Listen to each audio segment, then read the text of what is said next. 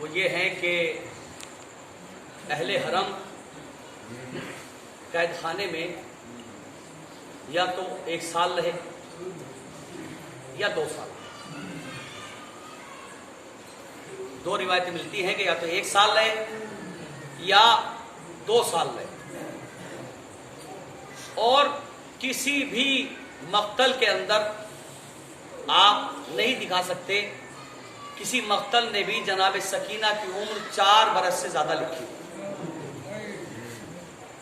تمام مراثی جتنے مرثی ہیں سب میں اور تمام لوگوں میں اور تمام علماء خطبہ نے جو روایتیں پڑھی ہیں وہ یہی پڑھی ہیں کہ جناب سکینہ کی عمر 1 برس یا 2 برس. میں ایک بہت باریک سی بات آپ کی خدمت میں عرض کرنا چاہتا ہوں کہ اگر جناب سکینہ قید خانے میں 1 سال نہیں ہے، شہادت کے بعد جناب سکینہ کی اہل حرم کو رہا کیا گیا. اہل حرم رہا ہوئے اور رہائی کے بعد جناب زینب اور تمام اہل حرم چہلم کرنے کربلا آئے. تو یہ تو طے ہے کہ چہلم سے پہلے اہل حرم رہا ہو گئے. تو جناب سکینہ 1 سال یا 2 سال.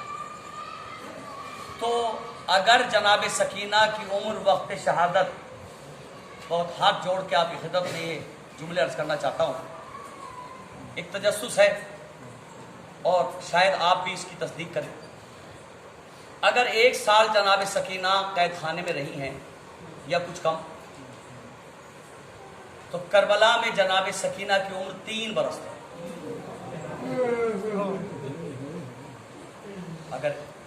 اگر 1 سال اور اگر 2 سال نہیں ہے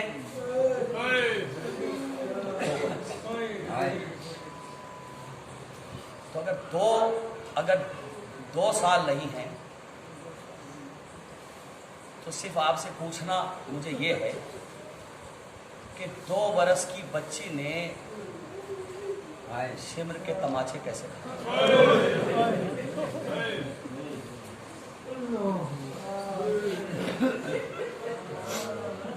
اور تمام مقاتل کہتے ہیں کہ جناب سکینہ کے اتنے تماچے پڑے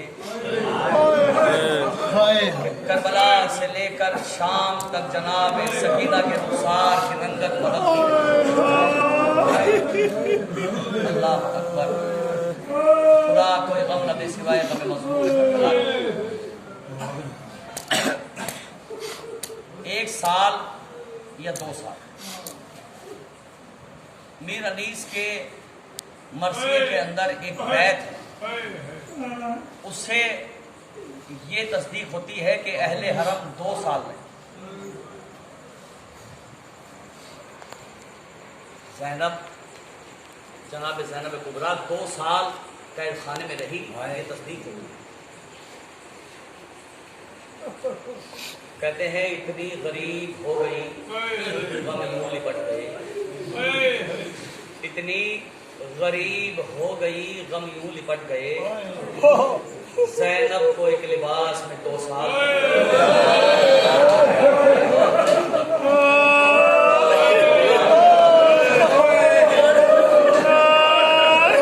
غریب ہو گئی غم یوں لپٹ گئے. زینب کو ایک لباس میں 2 سال کٹ گئے. عزاداران امام مظلوم کربلا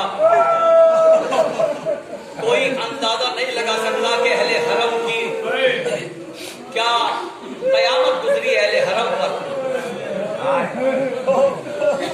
شہزادیاں قید خانے میں قید ہیں، اہل حرم قید خانے میں قید ہیں. زمانہ گزر گیا، قیدیوں کو نہیں معلوم کہ کتنا عرصہ قید خانے میں قید رہے، لیکن ایک دن مظلومی سن لیجئے کیا مظلومی ہے. ایک دن مولا سید سجاد جو زندان کے دروازے پر کھڑا ہوا سپاہی تھا. مولا اس کے قریب آئے اور آنے کے بعد کہا کہ اے نگہبان، ہمیں ایک عرصہ ہو گیا اس قید خانے میں، نہ میں نے ایک عرصے سے آسمان دیکھا، نہ میں نے ایک عرصے سے تازہ ہوا کھائی. اگر مجھے اجازت دے تو میں کچھ دیر کے لیے باہر آگے تازی ہوا کھانا چاہتا ہوں. ادادارو زندان کا نگہبان رحم دل تھا، اسے نہیں بتایا گیا تھا، اس سے منع کیا گیا تھا کہ کسی سے بات نہ کرنا، کسی قیدی سے بات نہ کرنا ورنہ تجھے قتل کر دیا جائے گا. اس نے کبھی قیدیوں سے بات نہیں کی. آج مولا نے خود آ کے بات کی ہے کہ اے نگہبان، اگر اجازت ہو تو کچھ دیر کے لیے میں باہر آ کے تازی ہوا کھانا چاہتا ہوں. اور تو اچھی طرح جانتا ہے کہ میرے ہاتھوں میں ہتکڑیاں، پاؤں میں بیڑیاں، گلے میں ہار، کہ میں یہاں کہیں بھاگ نہیں سکتا. میرے تمام گھر قید خانے میں قید ہے، میں اپنے گھر والوں کو چھوڑ کر کہیں جا نہیں سکتا. اگر اجازت ہو تو کچھ دیر کے لیے مجھے باہر کی تازی ہوا کھانے دے. زندان کے نگہبان کا دل پسیج گیا. اس نے قید خانے کا دروازہ کھولا.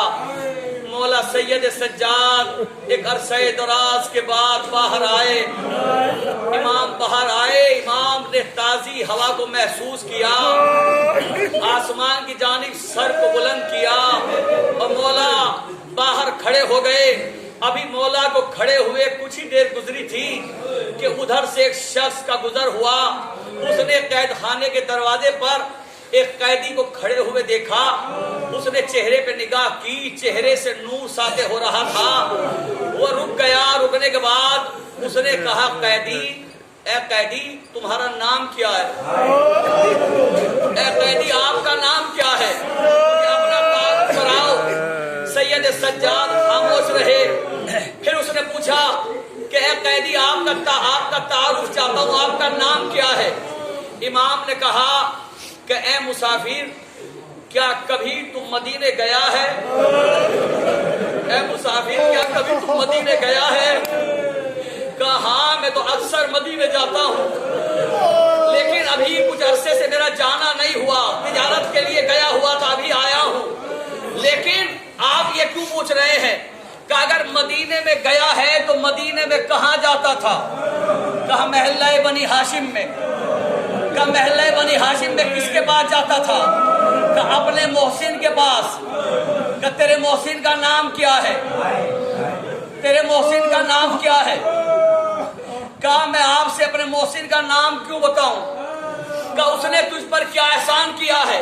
کہا مجھ پر اس محسن نے عجیب میں بہت بڑا احسان کیا ہے.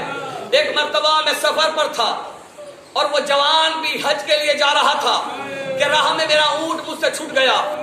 میں صحرا میں کھڑا ہوا تھا، نہ میرے پاس کوئی سامان تھا کہ اچانک وہ جوان اپنے سواری پر سوار ہو کر آیا. میں نے اس سے کہا اے جوان، میں اس وقت بہت پریشان ہوں، میرا اونٹ گم ہو گیا، میں صحرا میں اس وقت بھٹک رہا ہوں، میرے پاس پینے کے لیے پانی نہیں، کھانے کے لیے کوئی غذا نہیں. وہ جوان سواری سے اترا، اپنا مشکیزہ اتارا.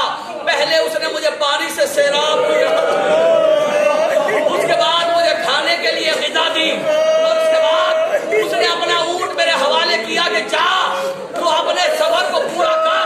میں نے کہا آپ کیسے جائیں گے اگر تم میری پرواہ نہ کر؟ میں نے اس سے پوچھا اے میرے محسن مجھے اپنا نام تو بتا دے. اس میرے محسن نے کہا میرا نام علی ابن الحسین.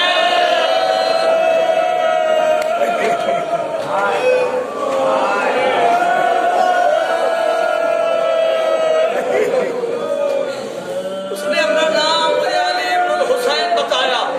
ادادارو جیسے ہی امام علیہ السلام نے اس کی زبان سے میرا نام سنا تو ایک مرتبہ امام نے کہا کہ اگر تو اپنے محسن کو دیکھے گا تو کیا پہچان لے گا؟ کہا کیوں نہیں پہچانوں گا، میں تو اس کی زیارت کے لیے مسلسل مدینے جاتا ہوں. امام نے کہا اب تیرا محسن مدینے میں نہیں رہتا. کہ پھر میرا محسن کہاں رہتا ہے؟ کہ آج کل تیرا محسن اس قید خانے میں رہتا ہے.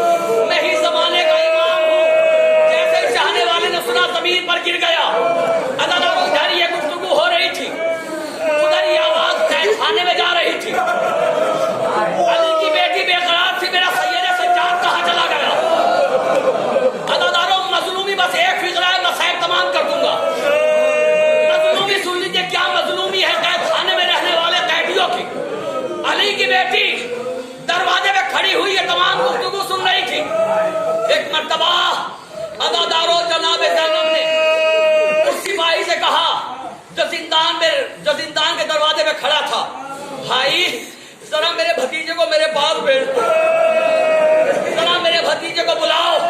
ایک مرتبہ سپاہی نے کہا کہ آپ کو آپ کی پھوپھی بلا رہی ہے۔ عزادارو امام دوڑتے ہوئے آئے، اس سے کہا بھائی ابھی یہی رک جا، میں ابھی آتا ہوں۔ امام دوڑتے ہوئے آئے گا، پھوپھی اماں کیا بات ہے؟ کہا میرے لال کس سے گفتگو کر رہا ہے؟ اے میرے لال اس عالم غربت میں کس نے سلام کیا؟ کہا پھوپھی اماں ایک چاہنے والا آیا ہے۔ عزادارو دل کی طرف سن لیجئے، جناب زینب نے جیسے سنا کہ چاہنے والا آیا ہے، شہزادی نے فرمایا میرے لال اس سے جلدی سے کہہ دے کہ تیرے امام نے وقت آخر تجھے سلام۔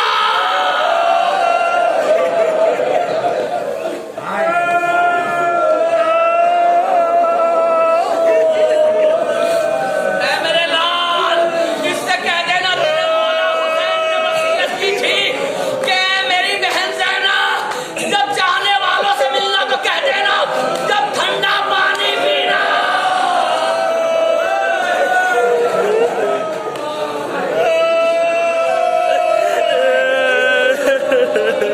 ایک فکر عزادار اور عبادت تمام، میری پیاس کو یاد کر لینا۔ عزادار اور امام نے پیغام پہنچایا، دوبارہ امام زندان میں آ گئے۔ آپ نے مرثیہ سنا، جناب سکینہ روزانہ سید سجاد سے پوچھتی ہیں اے میرے لال، اے میرے بھیا، ہمیں وطن جانا کب نصیب ہوگا؟ بھیا یہ پرندے کہاں جاتے ہیں؟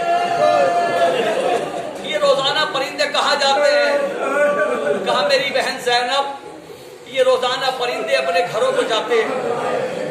کہا بھیا ہم کب گھر جائیں گے؟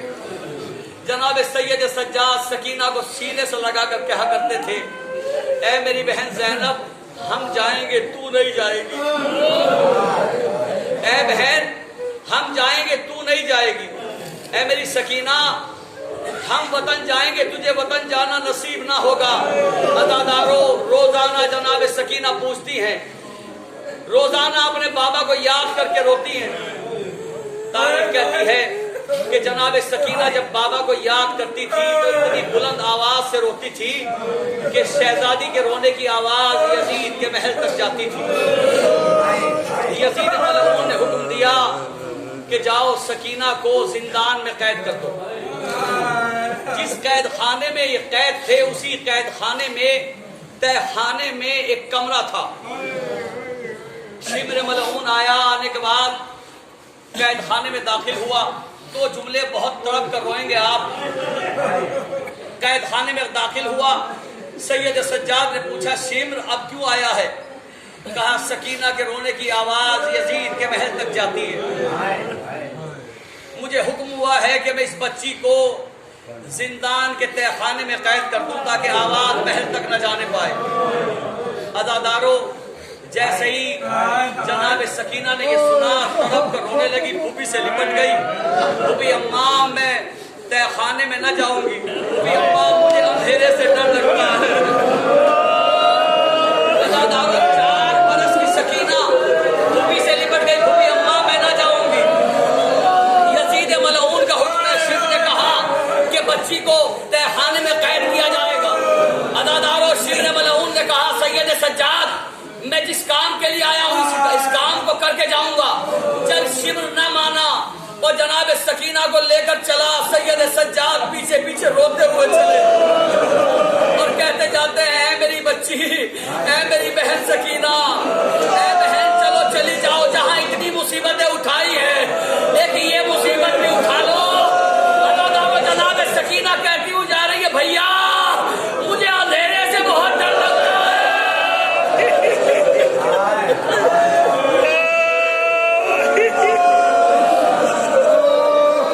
جناب سید سجاد نے کہا بہن سکینہ ارے میں تمہارے ساتھ چلتا ہوں۔ عزاداروں آگے آگے جناب سکینہ پیچھے پیچھے سید سجاد سکینہ کو لیے ہوئے تہ خانے میں اترنے لگے۔ تاریخ کہتی ہے کہ جیسے ہی جناب سکینہ نے 1-2 زینے طے کیے، ایک مرتبہ پلٹ کر کہا بھیا بھیا مجھے آپ کا چہرہ نظر نہیں آتا۔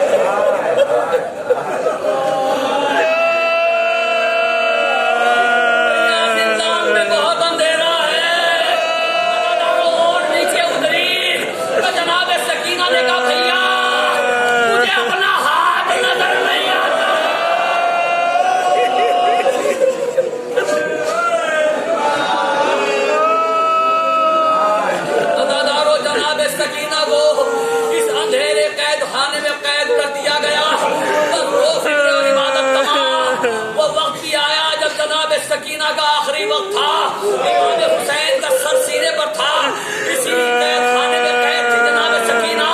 ادادارو بابا کو یاد کرتے کرتے جناب سکینہ خاموش ہو گئی۔ جب